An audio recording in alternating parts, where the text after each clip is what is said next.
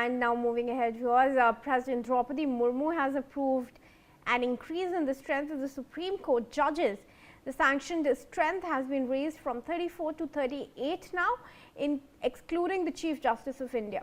The decision has been cleared through the Supreme Court Amendment Ordinance 2026, further amending the Supreme Court Number of Judges Act 1956.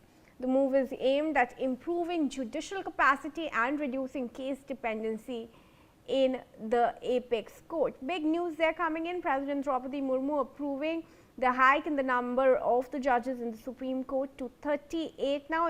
Remember, this number was earlier at 34 and of course it excludes the Chief Justice of India.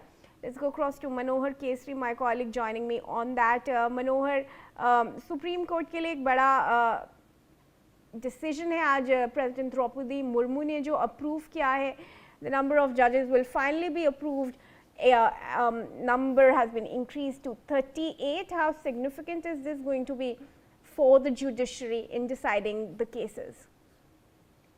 Last to last cabinet meeting में प्रधानमंत्री नरेंद्र मोदी की अध्यक्षता में supreme court की जजों की संख्या बढ़ाए जाने को लेकर के मंजूरी मिली थी और उसमें 4 जजों की संख्या बढ़ाई गई थी और कैबिनेट अप्रूवल के बाद राष्ट्रपति के पास गया था, उसे मंजूरी दे दी गई है, जिसमें अब सुप्रीम कोर्ट में कुल CJI chief justice of India के समेत जो है सो 38 मीन्स 38 जजों की संख्या अब हो जाएगी, क्योंकि जिस तरह से लगातार केसेस का बर्डन बढ़ जा रहा है और काफी केसेस पेंडिंग है, ऐसे में काफी ज्यादा राहत मिलेगी रेस्पॉन्डेंट को भी और जजों को भी कि जल्द से जल्द जो है सो केसों का निपटारा हो सके.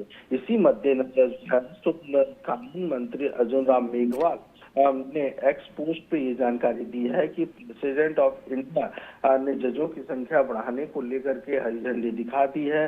साथ ही साथ उन्होंने सुप्रीम कोर्ट जो जजों की संख्या को लेकर के अमेंडमेंट ऑर्डिनेंस 2026 है, इसे लेकर के उन्होंने कहा है कि इसे अमेंड करते हुए सुप्रीम कोर्ट एक्ट 1956 को लेकर के जिस तरह से ऑर्डिनेंस लाया गया, उसी का मद्देनजर है कि आज प्रेसिडेंट ने जो है सो इसे लेकर के हरी झंडी दिखा दी है.